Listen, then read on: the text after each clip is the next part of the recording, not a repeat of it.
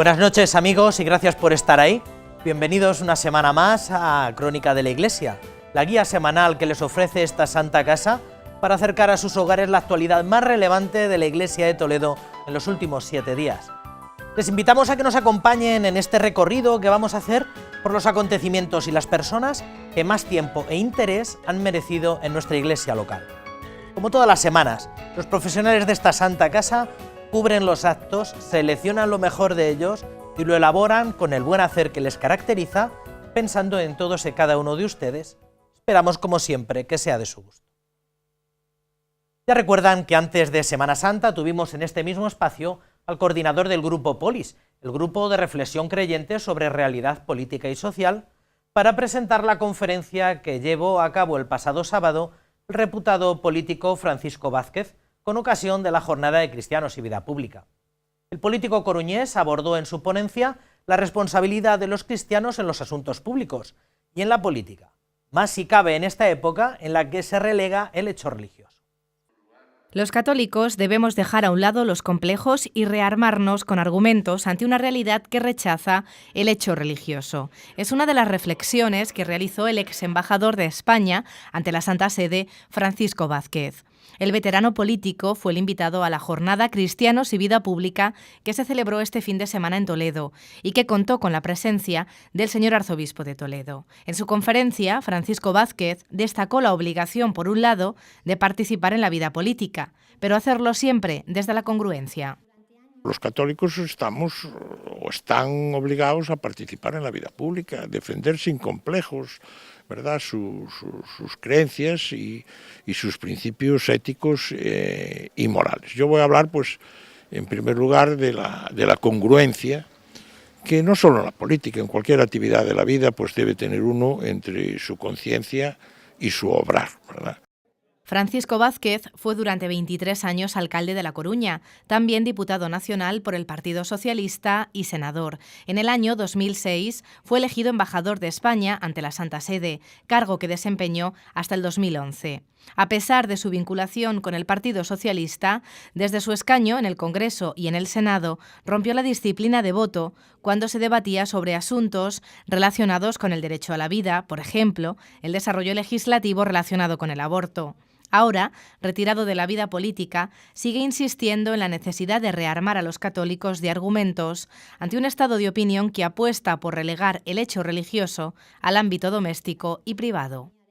De ahí que sea bueno que los católicos recuperen, bueno, pues algo tan elemental y tan sencillo como sucede en otros países, ¿verdad?, de no tener complejo en confesar uno sus propias convicciones, ¿verdad?, y defenderlas y sobre todo hacer frente, ¿verdad?, a posiciones que en ningún caso son posiciones accidentales. Yo creo que hay una corriente muy bien organizada y muy bien planificada que lo que busca precisamente es erosionar el hecho religioso en sí.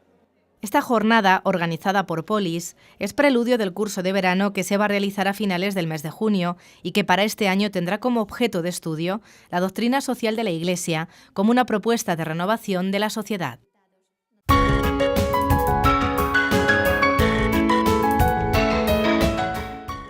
El pasado sábado también se celebraba la primera Asamblea General de Cáritas Diocesana, uno de los frutos más visibles de su última reforma institucional. Más de 200 personas que representaban a todas las agrupaciones parroquiales debatieron y aprobaron por rotunda y absoluta unanimidad el nuevo modelo de acogida y acompañamiento. Don Braulio, que presidió la asamblea, aprovechó para agradecer la entrega y la dedicación de trabajadores y voluntarios repartidos por toda la geografía diocesana. El Salón de Actos Jesús Hornillos del Colegio Nuestra Señora de los Infantes acogía la primera Asamblea General de Cáritas Diocesana que se ha celebrado este sábado y que contó con la presencia del señor arzobispo de Toledo, don Braulio Rodríguez Plaza. A lo largo de la jornada, los voluntarios y trabajadores de Cáritas debatieron sobre el nuevo modelo de acogida y acompañamiento en las Cáritas parroquiales. Es por eso que María Martínez, técnico especializada en acogida y acompañamiento, ofreció una conferencia en la que propuso no solo un cambio en la mirada, sino también en el modelo de trabajo. Esta acogida solamente la podemos hacer desde un encuentro sagrado, yo le llamo un encuentro sagrado, un encuentro de corazón a corazón con el otro ser humano. Y para esto creo que debemos de hacer un cambio en nuestra mirada, de cómo miramos a la persona, al hermano, a la hermana que viene. Y creo que también necesitamos hacer un cambio en nuestro modelo de trabajo, a veces en nuestro modelo de compromiso. Desde Cáritas España se propone revisar el modelo de acogida que se desarrolla en las Cáritas parroquiales. En su intervención, María Martínez expuso 4 elementos de trabajo susceptibles de ser renovados y mejorados. Necesitamos personas, ¿verdad? Nos necesitamos con una presencia, necesitamos espacios con corazón, no podemos acoger ni de cualquier manera ni en cualquier espacio, necesitamos tiempo y un tiempo significativo. Y el cuarto elemento importante, necesitamos criterios, no podemos acoger, como decía don Braulio, de cualquier manera, tenemos la necesidad de rigor, de criterios. Tras la lectura del informe inicial y su debate por grupos, la Asamblea General aprobó por unanimidad el nuevo modelo de acogida y acompañamiento. Cerca de 200 personas participaron en esta asamblea, que contó con la presencia del señor arzobispo de Toledo, quien aprovechó para agradecer la labor y entrega de los que colaboran con Cáritas. Da mucha alegría el que la caridad se trate con rigor y se trate lógicamente con amor. Y todo ese aspecto de la vida cristiana tan fundamental que atañe al cuerpo de Cristo, pues tenga tanta gente que diga vamos allá. En la declaración final de la Asamblea se indica que se apuesta por un cambio en el modelo de acción social que se centre preferentemente en el anuncio del Evangelio, por el acompañamiento personal y familiar, la promoción personal y la animación al ejercicio de la caridad de todos los miembros de la parroquia.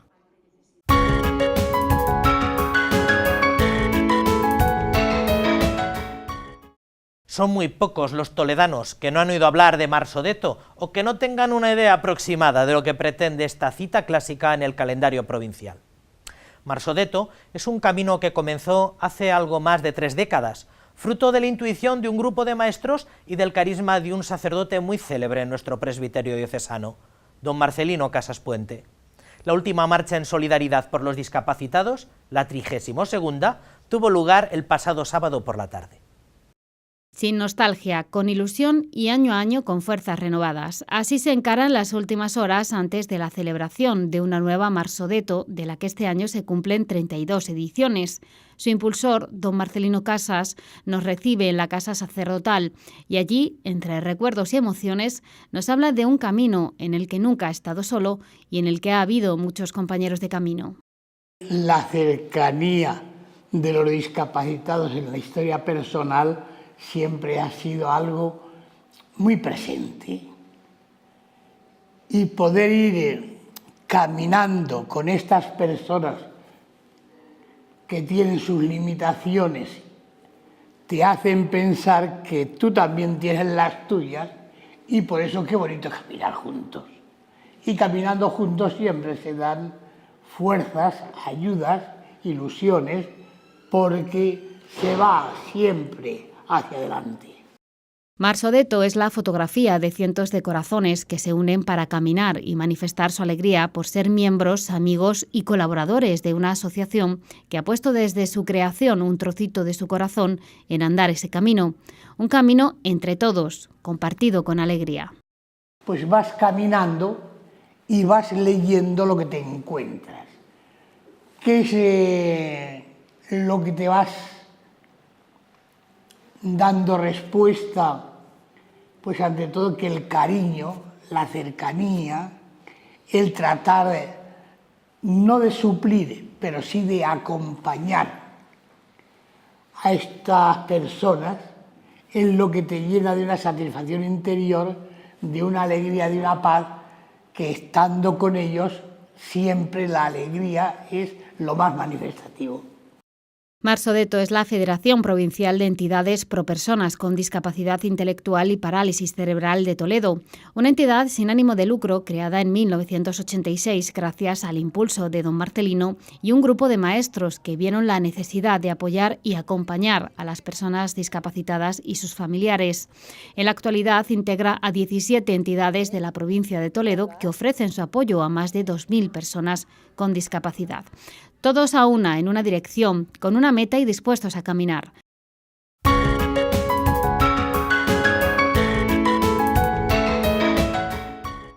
Ya recuerdan que el Instituto Superior de Ciencias Religiosas Santa María de Toledo ha organizado para este año un curso de profundización en la Sagrada Escritura, que pretende ayudar a los agentes de pastoral de nuestra diócesis, sacerdotes pero sobre todo laicos, a descubrir la relación entre la palabra de Dios y el mundo de hoy.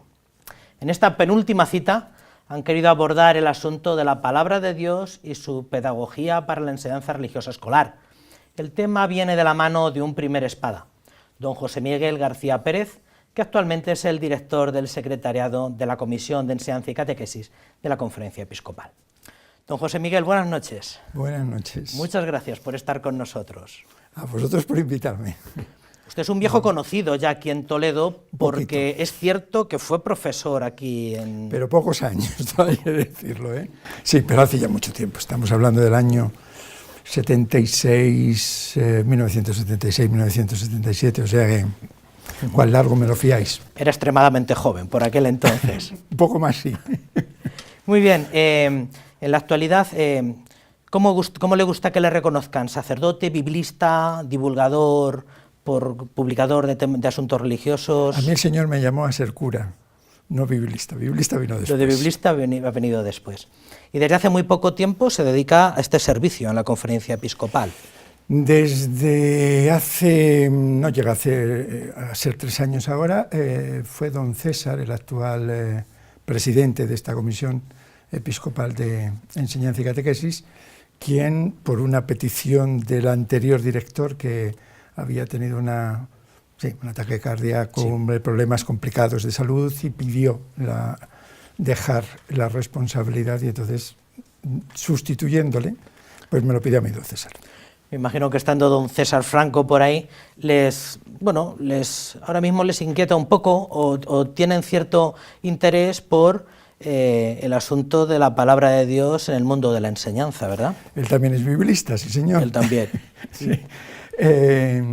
Lo que nos preocupa, sobre todo, es generar la facilidad, que no es inmediata, de favorecer la generación del sujeto cristiano, del adulto cristiano, que va a dar las clases o que va a ser el punto de referencia educativo para bastantes generaciones, porque cuando uno entra en las clases de religión son años y años los que se tiran allí. Sí.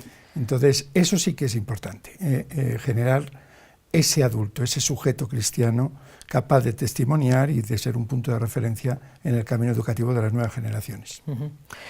Ha pasado, por tanto, usted que se ha dedicado durante muchísimo tiempo a la enseñanza de la Sagrada Escritura, ahora se dedica un poco a esta tarea de coordinación en todas las diócesis de España, o para todas las diócesis de España, de los que van a ser formadores de niños.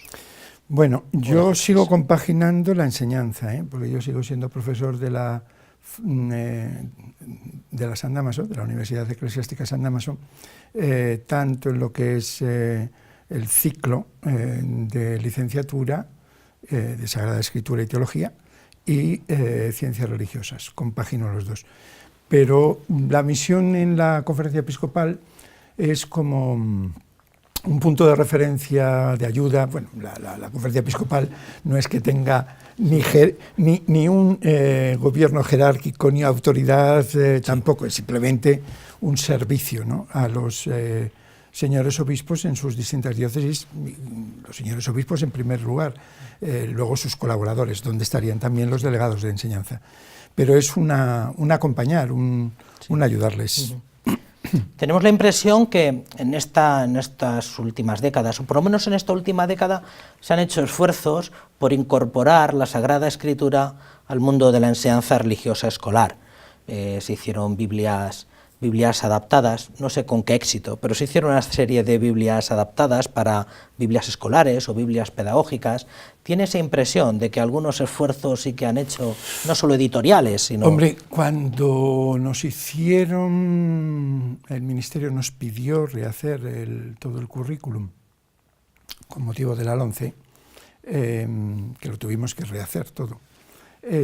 Ahí hay una buena parte, sobre todo, de lo que es la historia de Israel, la historia, lo que se llamaba antiguamente la historia sagrada. Y, por supuesto, un acercamiento muy detallado sobre Jesús, los relatos evangélicos relacionados con Jesús y los comienzos de la difusión del cristianismo a través de los Hechos de los Apóstoles y también las cartas paulinas. De hecho, hay ahí siempre en el currículum, que está dividido en 4 bloques, pero bueno, esto ya es para los profesores de religión. Si hay uno, el segundo siempre está dirigido a explicitar lo que es la historia de Israel, porque yo creo que es muy importante que los niños y los jóvenes conozcan de dónde venimos, porque nuestra historia es también la historia de Israel, ¿no? O sea, es también nuestra historia, no es simplemente la del pueblo judío. Entonces, eso me parecía fundamental que lo retomaran. Es verdad que no se puede detallar toda, pero yo recuerdo de niño que a mí era una de las cosas que más me apasionaba, leer toda la historia sagrada en esas Biblias adaptadas para niños que tenían mucho éxito en esa época, y yo me imagino que en esta también, ¿no? Sí. Que era como una especie de despiece con lo más selecto. Eran relatos que además era muy bonito ir leyendo, ¿no? Porque además es verdad, todo el Génesis y toda la historia, ¿no?, de la conquista y luego la monarquía, etcétera, da para relatos y relatos. Se presentaban perfiles de personajes, ¿no? Y se saltaba de David a Job. Pero bueno, era una especie esto también se hace en la actualidad, o sea, a veces se enfoca sobre algún personaje que explicita alguna, diríamos, de algún modo, lo que es la relación con Dios, lo que es la obediencia o lo que es la adhesión a la propuesta, ¿no?, a la invitación que Dios hace a los hombres, o la acogida, ¿no?, de una iniciativa de Dios. Todo eso, también, por supuesto, el aspecto de rechazo o de pecado que hay, porque todo eso es muy importante. La historia de la salvación es esta voluntad decidida de Dios a favor del hombre, ocurra lo que ocurra, ¿no? Y eso es bonito verlo siempre.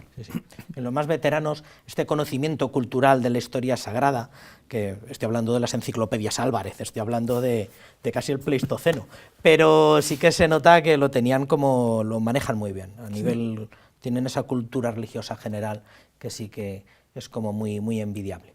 Lleva 4 años en la Comisión de Enseñanza. Voy a hacer 4 años. Va a hacer 4 años.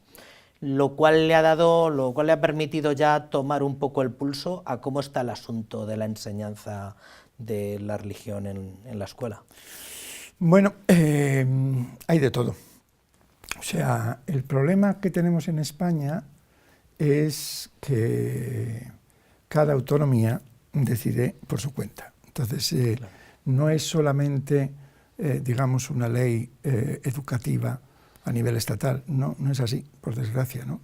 Entonces, cada autonomía tiene un margen muy grande de decisión y de recorte o de adaptación del plan educativo, ¿no?, de lo que es la programación educativa. Entonces, eso es un poco complicado, la verdad. ¿Por qué? Pues porque unos dan más importancia que otra. De hecho, basta ver la reducción de horas de las clases de religión, pues esto es un reino de taifas. Hay algunas comunidades que han dejado en 45 minutos, lo cual es ridículo porque no da tiempo a nada, y hay otros que lo han respetado, pero es una variedad enorme. Luego, por otra parte, no es solo que cada uno hace de su capa un sayo, saltándose la normativa que hay en la ley muchas veces, sino que también tendencias ideológicas se marcan muchísimo por el gobierno de cada autonomía, ¿no? Y entonces hay autonomías donde se les pone una serie de dificultades a la enseñanza religiosa enorme, y en otras, sin embargo, se respeta Se respeta el derecho de los padres, que a mí me parece que es muy importante esto, porque a veces ciertos grupos políticos, estén en gobierno o no, mantienen posiciones profundamente ideológicas, acusando a la Iglesia también de una posición ideológica, pero olvidan un punto que me parece fundamental, y es el derecho de los padres, la libertad de los padres a educar sus hijos como ellos deciden, porque son ellos los primeros responsables de la educación. Y si ellos eligen la educación religiosa, me parece un flaquísimo servicio a la democracia impedir que estos padres tengan la libertad de poder elegir la educación que quieren para sus hijos. Parece mentira que tengamos que recordarlo tantísimas veces, pero es efectivamente así.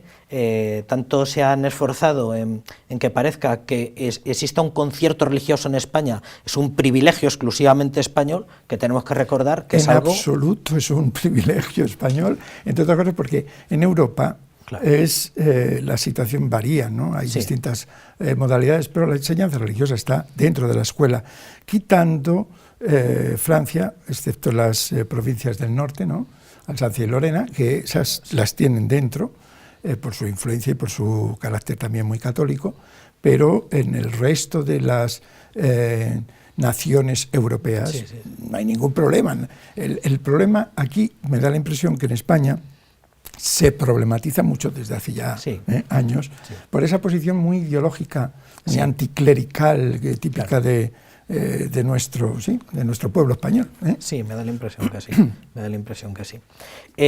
También hay, de vez en cuando surgen pues, pequeños conflictos con algunos profesores de religión. Recientemente hemos visto en alguna diócesis del norte alguna profesora de religión de un colegio de maristas y otra serie de... Pero eso no es algo que que tenga... A nosotros no nos compete eso son las diócesis. Cada diócesis, son ¿verdad? Las diócesis, sí. No, nosotros no tenemos, diríamos, autoridad ni ninguna... No dependen de nosotros los profesores. Los profesores dependen de cada diócesis, por lo tanto, del delegado y del obispo. A los jóvenes que se incorporan a la asignatura, me refiero como profesores, ¿qué les diría? ¿Qué les diría? ¿Esto es un camino de rosas? Si tienen pasión por enseñar, para ellos será una verdadera aventura. Si buscan un puesto al sol, o sea, asegurarse un lugar, lo digo porque yo he estado dando también las asignaturas de la DECA en la Complutense por unos años. Y ahí me venían alumnos de todo tipo y condición. Y muchas veces cuando les preguntabas, ¿no? ¿Por qué te interesa acceder al título de DECA? Por un puesto de trabajo. Punto. Entonces, si es este el criterio, o sea, la motivación por la cual deciden acceder, diríamos, a la titulación de la DECA para poder luego acceder a ser profesores de religión, mejor que no lo hagan, honradamente. ¿Por qué? Pues porque es difícil que uno pueda comunicar algo si no lo vive o no está apasionado con ello. Lo digo en la religión con toda razón, pero lo diría también si es un profesor de ciencias, si es un profesor de literatura o es un profesor de lengua, me da lo mismo. Su antecesor en la conferencia episcopal aseguraba también que en esta especie de simposium que hacen de conferencias episcopales europeas sobre enseñanza, que los hacen anualmente que va, no. Estaría bueno, anualmente.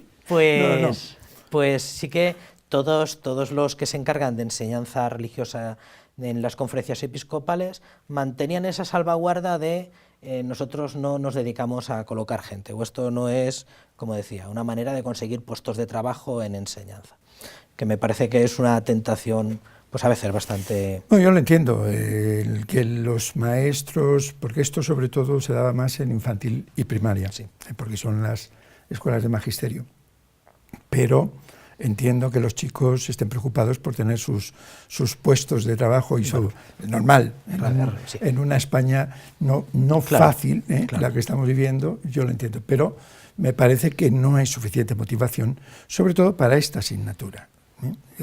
Yo digo que para cualquiera, pero en esta se hace más evidente todavía, ¿no? ¿Qué pesan más a su modo de ver en este momento? ¿Las dificultades estructurales Dificultades me refiero con la administración, el tipo de contratos, todo esto se te reduce en el número de horas, pues estar sacudiendo constantemente a la enseñanza religiosa, o las dificultades culturales de los chavales que tienes enfrente. Son dos problemas distintos, o sea, una cuestión es, hay que defender la justicia social, y los profesores se ven muy perjudicados, o sea, en algunas autonomías les han reducido a más de la mitad sus horarios. Luego, por otra parte, hay posiciones tremendamente, como digo, ideológicas, donde se les niega el pan y la sal. O sea, si les quitan horas, no las suplen por una atención en biblioteca o de patio o yo qué sé, tutorías. No, es como si fueran un poco, permíteme la palabra, apestados, ¿no? Sí. No, sin permitirles a veces el contacto, ¿no?, con los chicos, no sé por qué. Si son gente que son capaces de educar, siempre harán un buen servicio, ¿no? Sí. Entonces, eso yo creo que sí que hay que denunciarlo, porque ahí se están tomando una serie de decisiones que perjudican mucho a estos adultos que tienen familias e hijos. Entonces, no puede ser que sus sueldos o su futuro, vamos a decir, quede en entredicho por una serie de posiciones más ideológicas que de otro tipo, porque no son cuestiones económicas, no, mayoritariamente son ideológicas. Entonces, eso es una cuestión. Y luego las dificultades ambientales de... otra cosa es la cuestión cultural. Padres que piden la religión para sus hijos, pero ellos son, pues participan de esa especie de neopaganismo.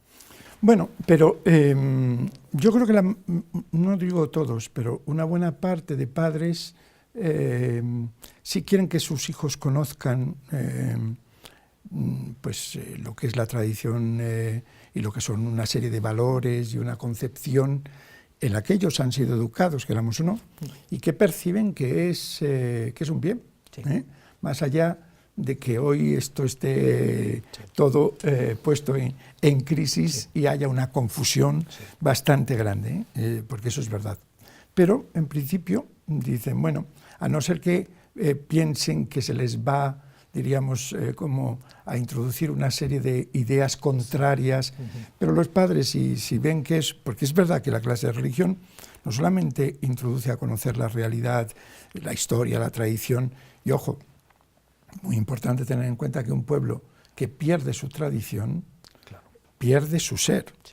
Eso es muy importante. O sea, un pueblo que no es fiel a su tradición, que pierde la conciencia de su historia y de su propia identidad, será muchísimo más manipulable, pero muchísimo más por los poderes que nos gobiernan a todos los niveles, ¿no?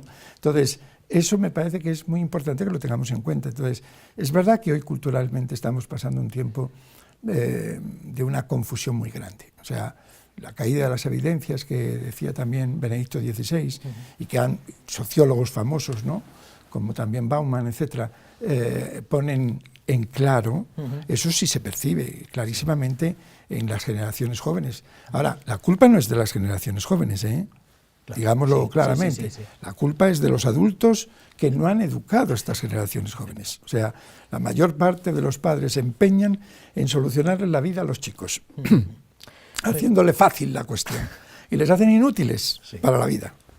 Muy bien. Terminamos esta entrevista, como siempre, invitando a los padres a que es algo muy de campaña anual de la Conferencia Episcopal, que inscriban a sus hijos en clase de religión. Que lo hagan, les vendrá muy bien.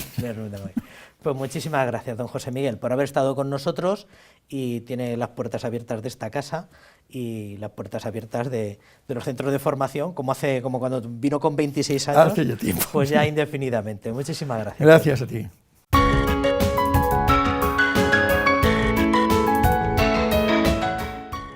El señor arzobispo y el señor obispo auxiliar inauguraron la visita pastoral que van a realizar los prelados al arciprestazgo de Madridejos con Suegra, con la celebración de las segundas vísperas que se celebraron en el Santuario del Santísimo Cristo de Urda el pasado domingo.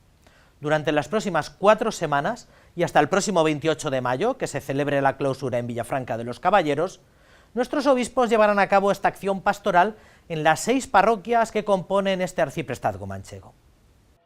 Con el rezo de las segundas vísperas dio comienzo este domingo la visita pastoral al Arciprestazgo de Madridejos Consuegra, una celebración que tuvo lugar en el Santuario del Cristo de Urda y que estuvo presidida por el señor arzobispo don Braulio Rodríguez y el obispo auxiliar don Ángel Fernández.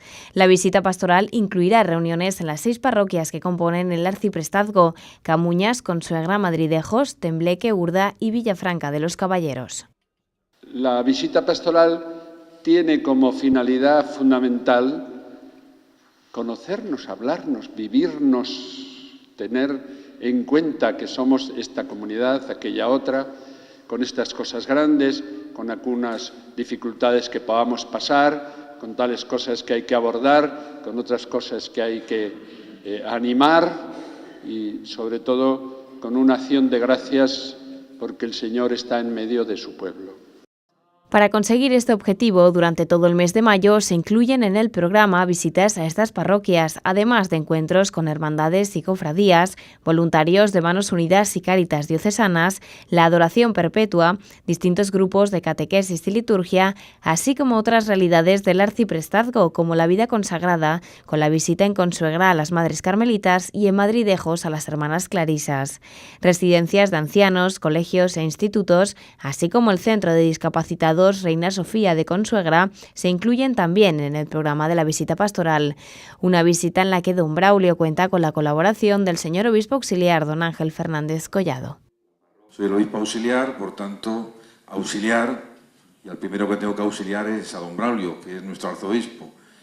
Y ese auxilio llega pues a esta visita pastoral pues a todos ustedes, pues niños, jóvenes, adultos, enfermos, bueno, ancianos, matrimonios, bueno, pues esta disponibilidad para ayudar en esa tarea pastoral. Como bien decía don Braulio, la visita es a las personas. Habrá instituciones que hay que visitar, diversas, bueno, hermandades, cofradías, Manos Unidas, tanto que hay aquí en La Mancha. Varios jóvenes de la diócesis recibirán el sacramento de la confirmación en esta visita pastoral y el sábado 13 de mayo tendrá lugar una celebración especial en Consuegra para conmemorar el centenario de las apariciones de Fátima.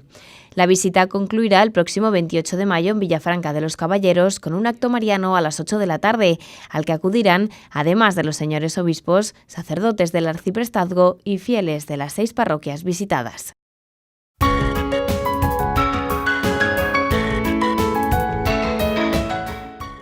La Delegación Diocesana de Juventud, más conocida en los ambientes como el SEPAJU, ha organizado una peregrinación a Santiago de Compostela para este verano. El 31 de julio saldrán de Fátima y de este modo conmemorarán el centenario de las apariciones y se pondrán en camino hasta el sepulcro del apóstol. Para poder participar en ella basta con tener más de 18 años y abusar de la generosidad de don Santos y de toda la Delegación de Juventud, porque el plazo de inscripción acaba en estos días. No es la primera vez que la Delegación de Adolescencia y Juventud de la Diócesis de Toledo propone a los jóvenes peregrinar a la tumba del apóstol Santiago, y posiblemente no sea la última, aunque la peregrinación de este verano presenta muchas novedades. La primera de ellas tiene que ver con el inicio de las etapas del camino, que comenzará en Fátima con motivo del centenario de las apariciones, aunque no es la única novedad. Y vamos a comenzar de la mano de la Virgen de María por nuestro camino a Santiago de Compostela. Otra novedad es la edad para esta peregrinación, que va a ser a partir de los nacidos a partir del año 2000, porque es una peregrinación exclusivamente para jóvenes. Es otra de las novedades que tiene esta peregrinación. El último día de la peregrinación a Santiago de Compostela acaba en Astorga, en La Aguilera, donde la comunidad de religiosas de Jesu Comunio compartirán su testimonio con los jóvenes toledanos. Una peregrinación que se ofrece solo para los jóvenes nacidos antes del año 2000, puesto que en el calendario ya hay otras actividades dirigidas también a adolescentes. Pero veíamos también que los jóvenes necesitaban su propio espacio, su propia peregrinación, y esa es la apuesta que hemos hecho este verano, ¿no? Que sea una peregrinación para jóvenes en las que también vivan su propio itinerario, ¿no? Es verdad que los jóvenes acompañan en ese proceso de crecimiento en la fe, en estas últimas peregrinaciones, pues a los adolescentes, pero también necesitan ellos ser acompañados, ¿no? Y tener su propio camino, ¿no? La inscripción debe hacerse online y el plazo para apuntarse finaliza este viernes 5 de mayo.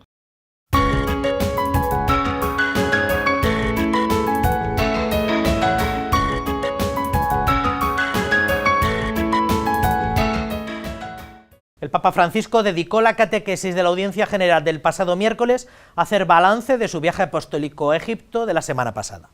El Papa señaló que rezó por todos los cristianos de Oriente Medio, en especial por las víctimas de los recientes atentados en El Cairo y Alejandría, y que compartió un mensaje de paz con el patriarca de la Iglesia copta ortodoxa y con el gran imán de la Universidad y Mezquita de Al-Azhar, gestos que no dejaron indiferentes ni a cristianos ni a musulmanes.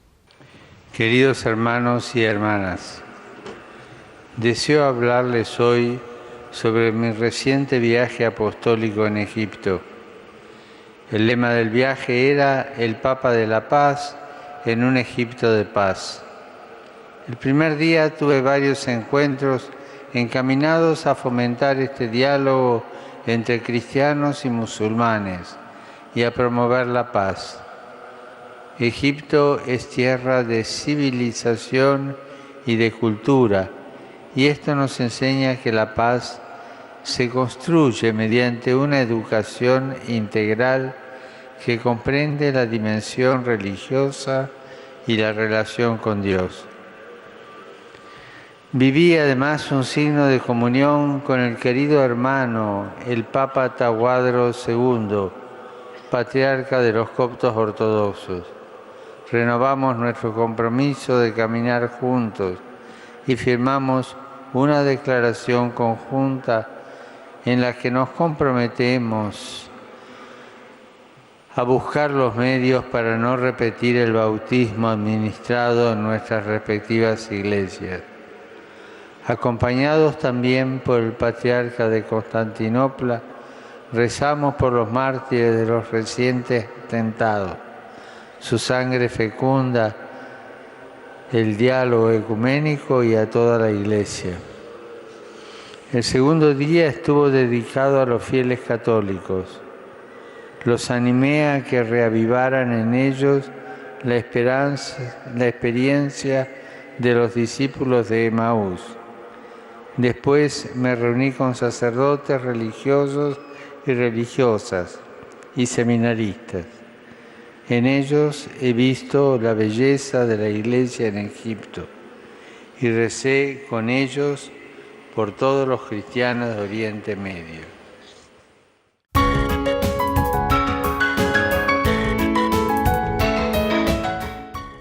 Todos los años, con ocasión del Domingo del Buen Pastor, el cuarto domingo de Pascua, celebramos la Jornada Mundial de Oración por las Vocaciones, que de un tiempo a esta parte se ha hecho coincidir con la jornada también de oración por las vocaciones nativas. Para hablarnos de las dos cosas, de la oración por las vocaciones y para hablar de alguien que ha venido del otro lado del Atlántico, tenemos el gusto de contar esta noche con la hermana Maricela de la O Navarrete. Hermana Maricela, buenas noches. Buenas noches, padre. Muchas gracias por estar aquí. Tú eres hija de la Pasión, sí. Pasionista de algún modo, de la familia pasionista mexicana. Sí. Tienes 50 años y eres la directora del centro que tenéis, las Hijas de la Pasión, en Olías del Rey, en la urbanización Los Olivos. La urbanización Los Olivos. En primer lugar, hermana, cuéntenos, ¿qué es la oración mundial? ¿Qué es la Jornada Mundial de Oración por las Vocaciones? Pues la oración mundial de las vocaciones es con motivo de pedirle a Dios, al dueño de la mies, que envíe vocaciones a toda la humanidad, tanto vocaciones laicales, vocaciones a la vida consagrada, vocaciones sacerdotales y vocaciones al matrimonio, que en este momento de nuestra historia pues necesitamos bastantes familias con la vocación cristiana, con el matrimonio, ya que de ahí nace la vocación a las diferentes vocaciones. Claro. ¿Desde cuándo, no es reciente esto de la Jornada Mundial de Oración por las Vocaciones, desde cuándo se celebra?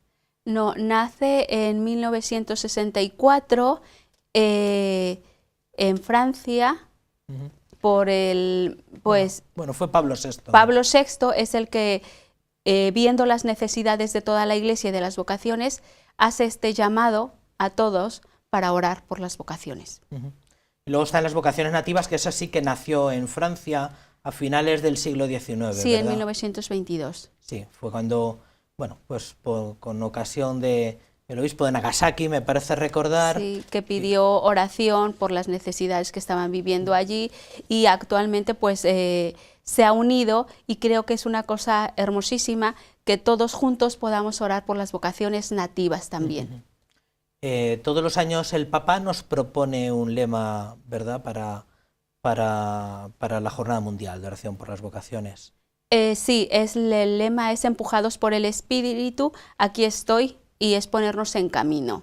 Sí. Que es como una especie de resultado, como una especie de trienio que ha hecho el Papa, y dice al comienzo de su mensaje, pues hablamos de salir de uno mismo, el año pasado hablamos de misericordia y este año hablamos de la misión. Sí, es estar en salida, ponernos como es el Evangelio. El Evangelio siempre que se lee, uno está de pie, precisamente porque está en salida, está en camino, y Jesús de Nazaret, en Isaías, precisamente ahí lo dice, cuando el Espíritu de Dios está sobre mí, por eso de ese lema, el Espíritu, porque Jesús lo dice, el Espíritu de Dios está sobre mí, he venido para sanar a los pobres, dar libertad a los cautivos, y el Papa se basa en estas palabras de Jesús, que puede decirse que es el programa de Jesús. El texto, el breve texto, apenas 4 páginas, lo pueden encontrar en internet, además, todos los que nos están escuchando.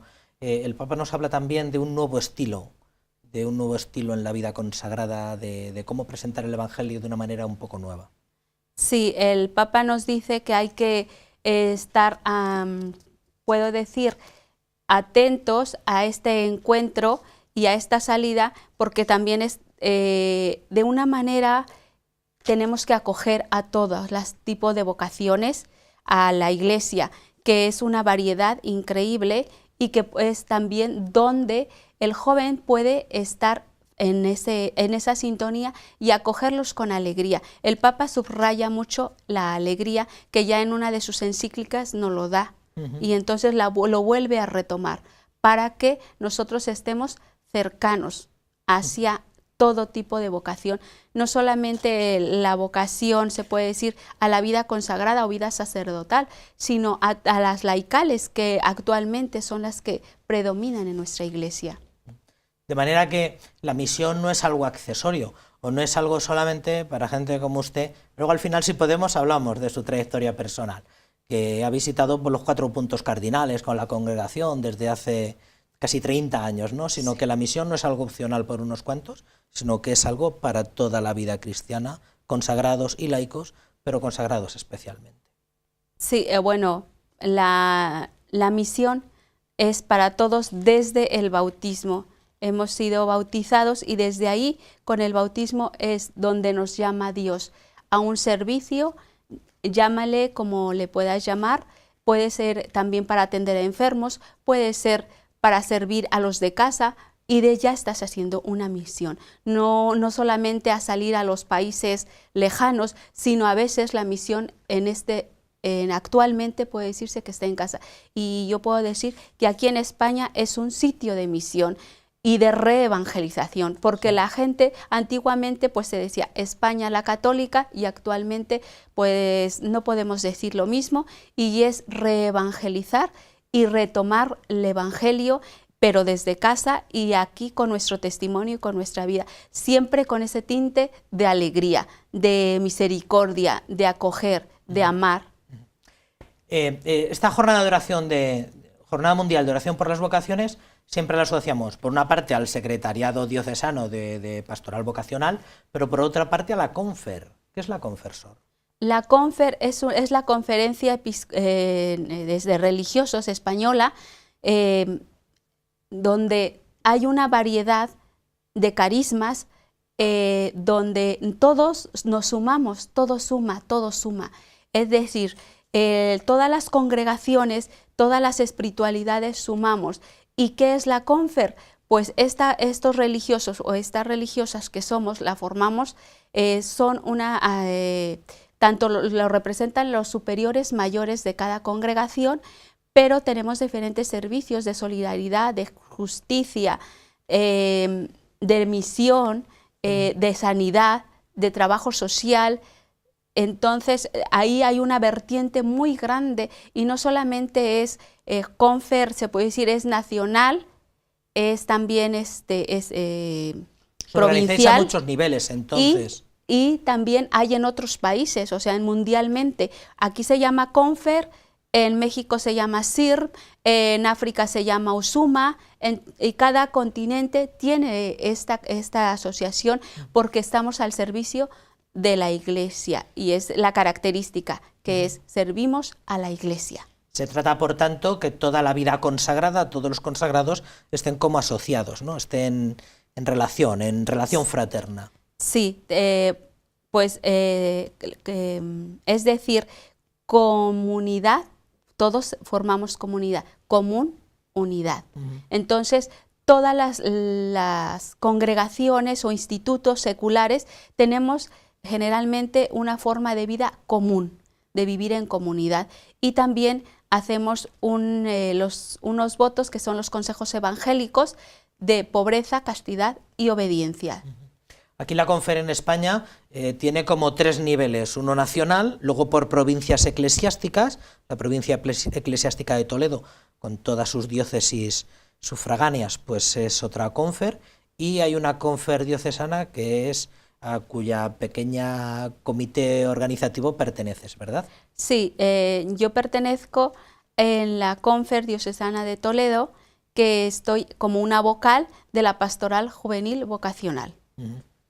Muy bien. Y por otra parte, después de presentar pues qué es la jornada, qué es la Confer, que sois los que estáis un poco en la sala de máquinas de todo esto, tú eres pasionista, sí, que es una congregación o es una gran familia con la que igual en España no estamos muy familiarizados. ¿Qué es la familia pasionista? La familia pasionista nace en Italia en 1720 con San Pablo de la Cruz. Él siente el llamado de Dios, sería muy largo contar, primero que ermitaño, tal, que se iba a ir a la guerra, que no como generalmente todos, pero siente el llamado de manera especial a la pasión, porque había muchos sacerdotes en su época y predicadores, pero él decía que el olvido de la pasión era el mal de todo el tiempo. Y yo pienso que sigue siendo eso. El mal de nuestro tiempo es el olvido de la pasión de Jesucristo. Aquí la más popular no es San Pablo de la Cruz, no tanto San Pablo de la Cruz como Santa Gema Galgani, que yo creo que representa un poco aquellas primeras hermanas pasionistas que se dedicaban más a la vida contemplativa. Sin embargo, vosotras sois de una rama de vida activa. Sí, bueno, Santa Gema realmente no fue religiosa, pero era una laica, y hay institutos laicos de Santa Gema precisamente por eso, porque ella quiso ser, pero sus condiciones de salud no se lo permitieron para ingresar a un convento contemplativo de Italia. Y yo pertenezco a una rama de esta gran familia apostólica. Y entonces, ¿cuántas ramas femeninas existís ahora dentro de la familia pasionista? Existimos 5 ramas femeninas, unas nacidas en Italia, otras en Irlanda, otras aquí en España, en Barcelona y Valencia, y nosotras que hemos nacido en México. ¿Vosotras en concreto os denomináis? ¿El nombre propio es? Nuestro nombre oficial como iglesia es Hijas de la Pasión de Jesucristo y María Dolorosa, que es la patrona de la congregación, la Virgen Dolorosa. Y pues todas somos pasionistas. Pasionistas. ¿Desde cuándo en España? En 1966 en la ciudad de Zaragoza. ¿Y aquí en Toledo en concreto, en esta pequeña casa que tenéis ahí en la urbanización Los Olivos? En 1981. ¿Y os dedicáis a la promoción, a la educación infantil? La congregación hace para la educación diferentes tipos de educación, tanto reglada como no, o institucionalizada, se puede decir. tenemos de alfabetización, aquí en concreto tenemos un centro de educación infantil de la etapa de 0 a 3 años. El primer ciclo de educación infantil. Lo que llamamos de una manera un poco simplista guardería, ¿verdad? Que yo siempre digo que no es guardería porque no guardamos niños, sino que les acompañamos, les queremos, los cuidamos, les amamos. Muy bien. ¿Es la única casa que tenéis en España en este momento? Y en Zaragoza y también en Humanes de Madrid tenemos un piso donde trabajamos a nivel pastoral en parroquia, que también trabajamos en parroquias o en misión. Y ahí se dedican pues totalmente a la parroquia, catequesis, visita a enfermos, cáritas, comedor, ropero, todo lo que se necesita. Para todo el que quiera conoceros un poco más, el que quiera concertar una cita y pueda acercarse allí a la urbanización Los Olivos, ¿cómo puede hacerlo? Bueno, puede mirar nuestro correo electrónico, que es CEIMD, Centro de Educación Infantil, Dolores Medina, @planalfa.es, y el teléfono es 925 35 33 26. Estáis abiertas a la posibilidad de que la gente vaya para conoceros, ¿no? Para saber vuestro estilo de vida o para que... Invitamos a todo mundo que quiera conocernos, que quiera vivir el estilo de vida pasionista, que nuestro carisma es hacer memoria de la pasión de Jesucristo, y eso es cada día en los que sufren. Y actualmente pues hay mucho sufrimiento. Maricela, por ir acabando, ¿cuándo entraste tú? ¿Cuándo conociste la congregación? ¿Cuándo entraste tú? Cuéntanos un poco brevemente, muy brevemente, cuéntanos cómo fue tu consagración, ahora que estamos preparando la jornada de la vida consagrada. Pues yo sentí el llamado de Dios desde muy jovencita, y fue un encuentro personal de día con día en la oración al Santísimo. Entonces ahí nace, ingreso a la congregación en 1986. ¿Con 20 años? Con 20 años ingreso a la congregación, y desde entonces he sido muy feliz, sigo siendo muy feliz. Qué bien. Yo puedo decir que también hay dentro de, no quiero decir que es utópico, porque también hay dificultades en nuestra vida. Y luego pueden decir, ¿es que los santos se hacen fácilmente? No, el camino es estrecho. Muy bien. Has estado en muchas partes del mundo. Sí. Has estado en Centroáfrica, ¿verdad? Más o menos, ¿cuál ha sido tu recorrido personal? Bueno, he vivido en México prácticamente pocos años, aquí en España más, y en África, concretamente en la República Democrática del Congo. Muy bien, pues nada más. Bueno, darte las gracias por haber estado con nosotros, felicitaros a las pasionistas por todos estos esfuerzos, en concreto a tu congregación, por todo lo que hacéis por la educación infantil, y bueno, pues dejamos la invitación en el aire para que la gente rece por las vocaciones consagradas, ¿verdad? Para que haya más chicas que se consagren. Los invito a todos, jóvenes, adultos, los que están en sus casas, los enfermos, que nos ayudan muchísimo. Los enfermos son valiosísimos para la oración. Pues yo les pido a todos la oración por las vocaciones, y también pedir oración por los matrimonios, para que haya matrimonios cristianos, que es lo que nos hace falta en nuestra iglesia. Agradezco también, Padre José María, la invitación a toda la iglesia, porque juntos sumamos y juntos crecemos y hacemos que nuestro mundo sea mejor y el reino de Dios crezca. Muy bien, pues nada más. Muchísimas gracias por todos estos esfuerzos. Gracias, Padre.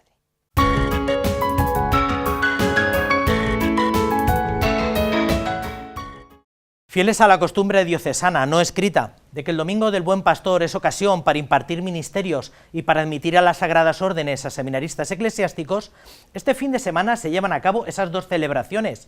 20 candidatos reciben los ministerios de lector y de acólito el sábado en la capilla del Seminario Mayor, de manos del señor obispo auxiliar, y otros 16 son admitidos públicamente en una Eucaristía que preside el domingo el señor arzobispo en la Santa Iglesia Catedral Primada. Este próximo domingo, cuarto del tiempo pascual, conocido como Domingo del Buen Pastor, 16 seminaristas serán admitidos a las órdenes sagradas de manos del señor arzobispo de Toledo, don Braulio Rodríguez Plaza, en la Catedral Primada, en una celebración en la que de manera pública manifestarán su deseo de ser ordenados presbíteros a su debido tiempo, siguiendo la vocación a la que han sido llamados. Es el primer paso que se da en el seminario. Y es una vez que estamos aquí, pues el Señor ya nos llama más de cerca. Nosotros manifestamos públicamente en la Iglesia, la que nos está llamando por nuestro nombre, a dar este paso y a manifestar públicamente este sí, a decir al Señor que sí, que estamos dispuestos a entregar la vida por Él y a seguirle. También el sábado otros 17 seminaristas recibirán el ministerio del acolitado y 3 más el lectorado, en una celebración que tendrá lugar en la capilla del Seminario Mayor San Ildefonso y que estará presidida por el señor obispo auxiliar don Ángel Fernández Collado. Y en el ministerio acolitado, pues es un pasito, ¿no? Que es el último de los pasos laicales, ¿no? Que la Iglesia pues nos concede a los que estamos ya formándonos, ¿no? Pues ya de cara al sacerdocio. Una vez que hemos recibido el rito de admisión, pues ya encaminados al sacerdocio podemos pedir los ministerios de lector, que ya recibí yo el año pasado, ¿no? Y el ministerio de acólito, que recibiré, si Dios quiere, el día 6 de mayo, ¿no? Un paso importante el de estos seminaristas y que llevan preparando durante años de formación, orientados por la oración y la dirección espiritual, un acto de compromiso y servicio a la Iglesia. Es un momento que se prepara con mucha ilusión. Desde el momento en que entramos ya en tercero, pues sabemos que esto está en el horizonte, y cuando llega, pues se coge con un poco de nerviosismo, pero a veces con mucha alegría, porque dices, el Señor en su misericordia se está fijando en mí, me está llamando y me está diciendo que adelante, que vaya hacia Él, y me está llamando por mi nombre, no está llamando así en general, sino que me está llamando a mí. Una llamada a la vocación sacerdotal a perpetuar la misión salvífica de Cristo desde el altar, sirviendo a fieles y comunidades cristianas mediante los sacramentos y la palabra de Dios. Una respuesta generosa a la de estos jóvenes que, siguiendo el ejemplo de María, hacen suyo el lema del plan pastoral diocesano de este curso: hágase en mí según tu palabra.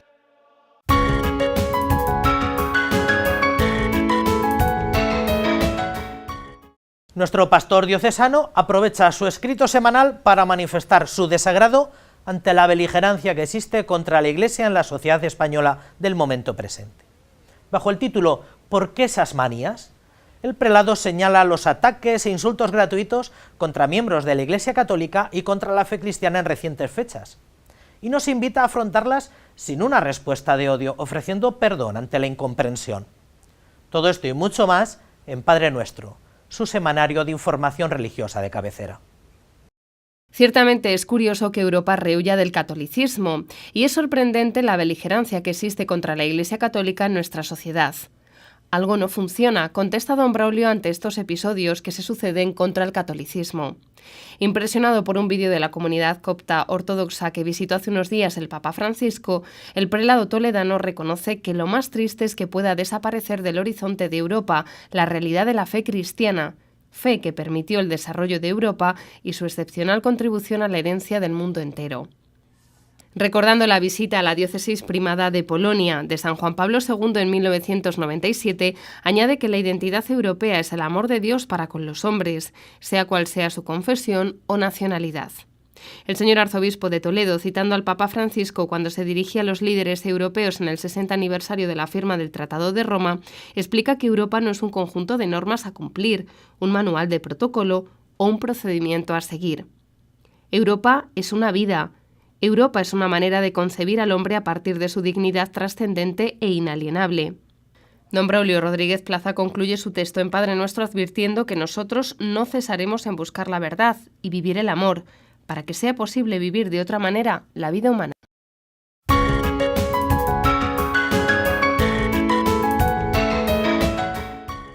Hasta aquí ha llegado la crónica de la Iglesia de esta semana. Ha sido un placer, como siempre. Solo nos queda, por una parte, agradecerles la atención que nos prestan y la fidelidad que nos profesan, y por otra, dejarles con la mejor programación del canal diocesano de televisión, que como saben es su canal amigo. Les emplazamos por una nueva crónica de la Iglesia la semana que viene, aquí en el mismo sitio y a la misma hora. Hasta entonces, que sean felices.